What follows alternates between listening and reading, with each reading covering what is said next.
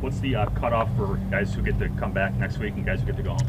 It's just going to be the rookies. I think that was ultimately the tricky part, is where do you cut it off? And so we'll keep the rookies. We'll train them all week. They'll go through some of their rookie development program, and then everybody else will kind of be virtual checking in. You started this off season with defense learning something new. You talked about breaking down the offense kind of back to the beginning and building back up again. Just as you kind of wrap up with your veterans, where do you feel guys are at in terms of all the learning they've had? Oh, there's been a lot going on. I think these times are the most challenging. I think when you talk about OTAs, especially towards the end of it, and you talk about training camp, because everything's up. And so it really tests these guys mentally, but I think they've done a pretty good job handling it. Certainly, guys that have been in our system for a couple years are going to be further along than those guys that are new, and that's just, that's to be expected. When it comes to player technique or execution on a play, how much are you able to correct, like day of, or do things carry over, like things you see on film this weekend from this week's session, you have to follow through with it the next time you see it? Oh, absolutely. I think that's one thing we try to show in team meetings is, hey, here was a rep of somebody doing something a week ago, and look where it is today. So we're constantly trying to reinforce that. It's to be expected. Mistakes are going to happen. A lot of times that's when you learn the most, but they have to be corrected quickly, especially in this league. And speaking of looking at plays on film, did you guys watch the throw that Jordan made to Jaden Reed yesterday? No, I didn't watch it. Not at all? No, didn't watch it. Impressive. No. What did it look like to you live, and then what was the reaction when you guys rewatched? Yeah, it was an impressive play. I think that just kind of tells like what he is capable of doing, and so hopefully we can continue to build on that and get more of that. Players have talked about these last periods of practice. It's where the focus has really been in terms of trying to finish better as a team and stuff. What specifically are you doing differently from what you were doing maybe the last few years in terms of those ends of practices? I think it's just constantly being reinforced on a daily basis. We watched another tape that we made for them this morning, and just kind of keep hammering home the finish aspect, and I think the way you improve on that is you got to be conscious of it. What was on the tape that you showed this morning? Just a bunch of plays from the season. Like late game type situations, or There was some of that, yeah, absolutely. Good ones, bad ones, both? Nah, it was right now it's all good. There'll be a time for Injury-wise, obviously Micah is going to linger. But otherwise, anything that might linger in the training camp that you're concerned about? Potentially, but I think we got 47 days before the start of training camp, so I'm sure a lot of those will work themselves out. What's your first training camp practice day? I think the 28th is when the vets report. So practice the 29th, is that how it Yeah. works? Okay, thanks. Just for slow certifications. What, you got questions on our training camp schedule? It's good. My wife might. All right. Matt, You'll get it soon enough, guys. Just relax. after I do have it, though. I do have it, Okay. but I'm holding it. after the throw, we were just talking about Bull has an unbelievable interception a couple of plays later. Yeah. What have you seen from him that's different about him as he goes into year 3, and is he poised to kind of be a guy that really elevates? Well, I think he's played pretty damn good football the last 2 years, especially. I think, we always talk about style of play, and he epitomizes what we want to be about in terms of his effort, physicality, finish.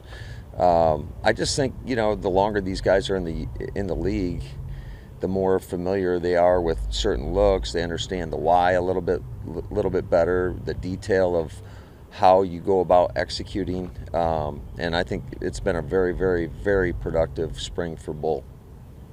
Has Brandon Cisse looked as advertised? Yeah, he looks pretty good. Certainly, he's got a ton to learn and a lot to improve upon, as to be expected of any young player. But I think that he's just got to continue to build on the foundation he's set. And I think for all these guys, it's critical when they're away from here. The work you put in is going to show up when training camp comes around. It says here 16 for Tyrod. What kind of value can that experience have, in the meeting rooms, on the sidelines, in the practice? Yeah, a lot of value, just because he's seen just about anything you can think of, and I think he's got a really good way about himself. I think he's just trying to learn and absorb how we coach things, how we teach things, the concepts we're running.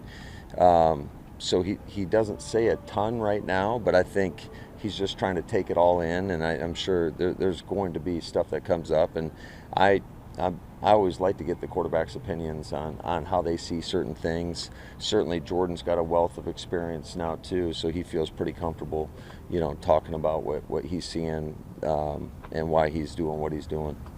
How's it been working with Jonathan Gannon in this type of setting with the players back home? Yeah, he's been awesome, man. He's been awesome. Great energy every day. I think he's really intelligent. He understands why teams are doing what they're doing, and he's got counters for everything. So really excited about him. What's maybe something you expected when you hired him that is coming to fruition, or maybe something different? Obviously you want. Well, I think first and foremost, he sat in the chair, and so that's always good to have somebody that you can bounce ideas off of, and he understands where you're coming from a holistic team approach, and he does a great job. Matt, everybody knows the investment you made in Smack by drafting him, but nothing is guaranteed. What do you think of the way Haversick has maybe handled the situation he finds himself in? Yeah. After what he did last season? I think he's done an outstanding job. I think both those guys have shown progress, and in terms of their consistency of how they're kicking. So and that's what we expect. Every competition should bring out the best in each other. St. Juice isn't practiced, but he's got a history in the league. How do you think he could factor for you guys once you get rolling? Yeah, I think that's a wait and see approach. I am excited about the player, though. We've gone against him when he was in Washington. Certainly, what he put on tape last year with the Chargers, I thought was impressive. So, he's a really intelligent guy. So I'm excited about him. Obviously, you can't coach that size and length that he possesses. So he'll definitely be in the mix. Two more. By the end of the last season, Isaiah Nair got active on the game day roster, got into a few snaps. What does a full offseason do for him, and what kind of progress has he made? I'd say it's night and day for him. He's really shown a lot of flashes of excellence. He's another big, long guy that can run. You can never have enough of those guys, especially at that position. So I'm excited about what's to come for training camp for him. What's the message for the team when you cut them loose?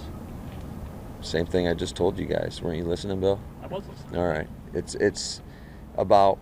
I feel like we've got a really solid foundation right now, but it doesn't matter unless you maximize these next 47 days prior to training camp. So the work that they put in will show itself in training camp, and so the message is just they got to push it, man, in every aspect, mentally, physically,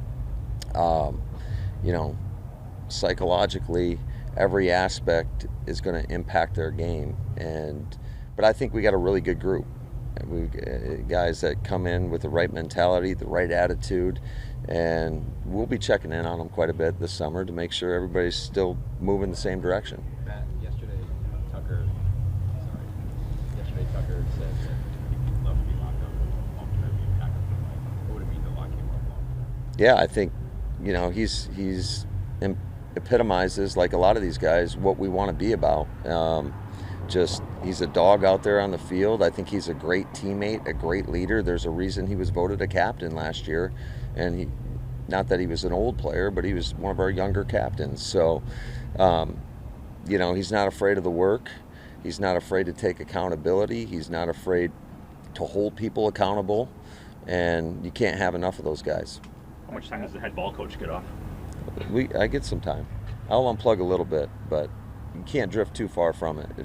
If you expect our players to stay into it, then we got to do the same as coaches. So.